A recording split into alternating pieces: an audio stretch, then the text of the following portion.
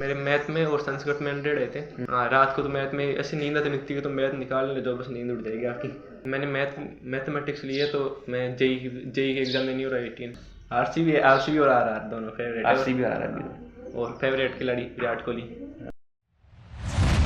Good morning friends, मैं अजय कुमार फिर से अपनी सफलताएं कहाँ लेके आया हूँ। आज हमारे साथ नवनीत शेरावत है, जिन्होंने 98.33% लाके 10th क्लास में अपने परिवार और अपने क्षेत्र का नाम रोशन किया है। उनसे जानेंगे उनकी पूरी जर्नी, सफलताएं कहानी कि कैसे उन्होंने पढ़ाई की, कैसे उन्होंने तैयारी की। तो सबसे पहले स्वागत करते हैं अपने चैनल सफलता मोटिव्स में। स्वागत है आपका हमारे चैनल में। तो नवनीत, आपका जो परिचय है वो हमारे दर्शकों के बारे में बता दीजिए। मेरा नाम नवनीत शेरावत है। मेरे पापा का नाम रमेश कुमार शेरावत है। मैं टारगेट स्कूल में जाता हूँ, हाथ नवोदय में। तो नवनीत, आपने 98.33% लाई है। सबसे पहले तो आपको बहुत बहुत बधाई इसके लिए। और ये सबसे पहले ये बता दीजिए, आपकी जो तैयारी है वो कैसे की थी आपने इसके लिए तैयारी? मैंने अपनी तैयारी शुरू से तो मैं 4-5 घंटे पढ़ता था। फिर एग्जाम के पास 7-8 घंटे पढ़ाई हो जाती थी। और सुबह जल्दी उठ के जल्दी ज़्यादा पढ़ता था, तो सुबह ऐसे याद ज़्यादा होता था। नवनीत, हमें ये बताइए, कहते हैं कि घंटे मैटर करते हैं, कोई बोलता है घंटे मैटर नहीं करते, 8 घंटे पढ़ने चाहिए। तो आपके हिसाब से कि घंटे मैटर करते हैं या कम घंटों में आप अच्छा पढ़ सकते हैं? आप कम घंटों में अच्छा पढ़ सकते हैं। मैंने कम घंटे ही पढ़ा था। कम घंटे पढ़ा था, हाँ। और कहते हैं कि जैसे साइंस, जो मैथ है, संस्कृत वगैरह, ये ऐसे सब्जेक्ट्स में आप पूरे में से पूरे नंबर ला सकते हैं। तो उसकी तैयारी कैसे की थी, मैथ की, साइंस की स्पेशल आपने? मैथ में तो बस प्रैक्टिस करो और अपने आप क्वेश्चन हल होते हैं। और जितना प्रैक्टिस करोगे उतना ही वो मैथ में तो शानदार परिणाम रहेगा आपका। और वैसे साइंस में जैसे आप टीचर नोट्स लिखाए उन नोट्स को पढ़ो, और एनसीईआरटी का रिवीजन, एनसीईआरटी बार बार पढ़ो। और संजीव पासबुक अन्य महत्वपूर्ण क्वेश्चन आते हैं वो सोल्व करो। और आप जैसे टारगेट स्कूल से हैं, तो वहाँ पे कोई ऐसे टीचर जो हमेशा आपको बार बार मोटिवेट करते थे, आपके जो फेवरेट टीचर मान सकते हो, तो ऐसा कोई था? हाँ, सभी फेवरेट थे वैसे, पर मैथ के वाले सर वो अच्छे थे। वो अच्छे थे आपके। और कहते हैं कि जो सोशल मीडिया होता है, तो उसका इस्तेमाल करना भी हानि भी होती है, लाभ भी होता है। तो सोशल मीडिया, जो मोबाइल फ़ोन है, उसका इस्तेमाल आपने कैसे किया? मैंने सोशल मीडिया का इस्तेमाल वैसे तो पढ़ाई में तो बहुत कम किया था। वैसे थोड़ा बहुत देखा था साइंस में, वो मैथ में अगर कोई प्रश्नावली, कोई क्वेश्चन नहीं आते थे वो देख लेते थे उसमें। और जैसे आपने कोई पहले फिक्स कर रखा था कि मुझे मेरी 98 बनेगी या 99 बनेगी, तो आपने कितना टारगेट आप लेके चले थे? 98, 99। 98, तो उसके आप पहुंच गए पास में, बिल्कुल। ये बहुत अच्छी बात है।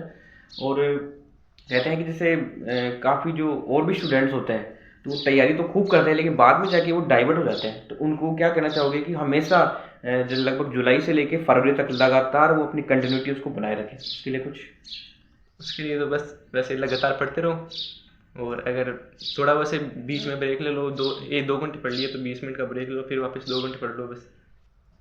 और उस दिन की स्टोरी बताइए, जैसे आपको पता चला कि आपकी 98.33 बनी, उस दिन का माहौल बताओ कैसा था तो उस दिन का? मैं भी बहुत खुश था, परिवार वाले भी बहुत खुश थे, और टीचर भी बहुत खुश थे। उन्होंने बधाई दी थी बहुत में।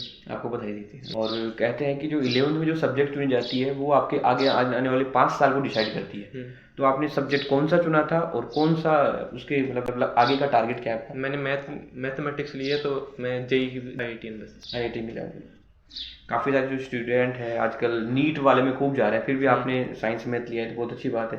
नीट में बहुत भीड़ बढ़ती जा रही है, फिर भी आपने मैथ को चुना है, अच्छी बात है। मैथ से काफ़ी सारे जो अलग अलग जो क्षेत्र हैं, सेक्टर है, उसमें भी आप आगे जा सकते हैं। नवनीत, जैसे आप ये बताइए, जैसे कहते हैं ना कि सुबह पढ़ना चाहिए, रात को पढ़ना चाहिए, सुबह जल्दी याद होता है, रात को मैथ निकालना चाहिए, तो ये क्या सही है क्या ये बात? हाँ, रात को तो मैथ में ऐसी नींद आती नहीं थी, तो मैथ निकाल ले जो बस नींद उड़ जाएगी आपकी। मैथ निकालने से बहुत अच्छी बात है कि सुबह का जो कहते हैं कि ब्रह्म मुहूर्त में 4 से 6 बजे का टाइम होता है, वो अच्छा सुबह होता को थ्योरी वाली सब्जेक्ट पढ़नी चाहिए। SST साइंस सुबह पढ़ लें। और शाम को मैथ, हिंदी, संस्कृत की मैथ सब्जेक्ट होती है, वो ईजी पड़ती है क्योंकि उसमें नींद भी नहीं आती आपको। और सुबह जो थ्योरी वाले सब्जेक्ट है वो आप अच्छे से पढ़ सकते हैं। नवनीत, उस SST के बारे में थोड़ा बताइए हमें कि SST में 4 बुक्स होती हैं, जिसमें इतिहास है, ज्योग्राफी आती है, शायद हिस्ट्री वगैरह, पॉलिटी आती है। तो जो साइंस मैथ वाले बच्चे होते हैं, साइंस, उनके लिए थोड़ा सा सामाजिक पढ़ना थोड़ा सा ऐसा ही होता है। तो सामाजिक की तैयारी कैसे की आपने? मैं तो संजीव पासबुक से की थी बस। वो अन्य महत्वपूर्ण क्वेश्चन थे वो याद कर लिए बस, उनमें से आया था पेपर वैसे। उनमें से आए थे आप। और आपके जो एक बार नंबर बता दीजिए कि कौन कौन से सब्जेक्ट में कैसे कैसे नंबर आपके? मेरे मैथ में और संस्कृत में 100 आए थे।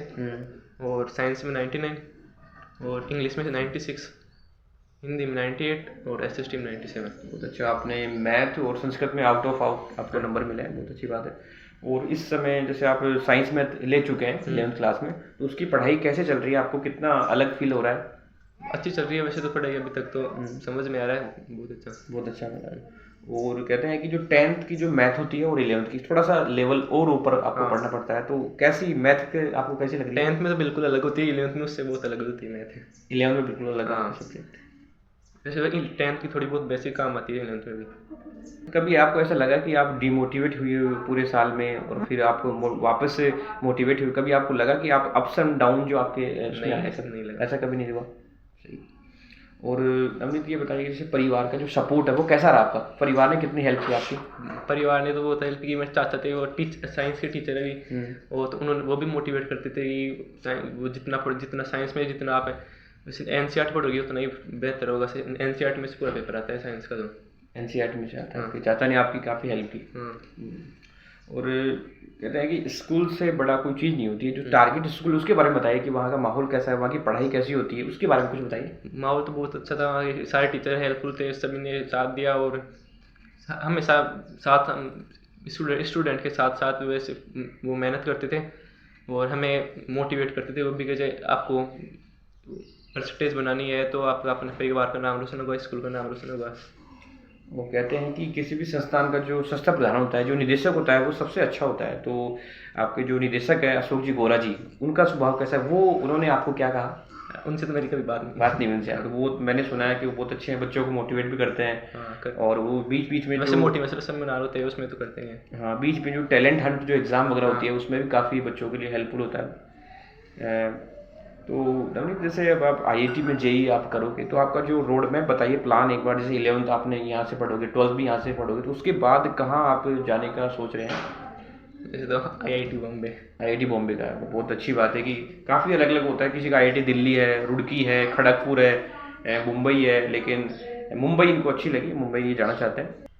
नवनीत, अगला सवाल मेरा आपसे है कि जो आपकी फेवरेट हॉबी है वो क्या है और आपको क्यों पसंद है वो?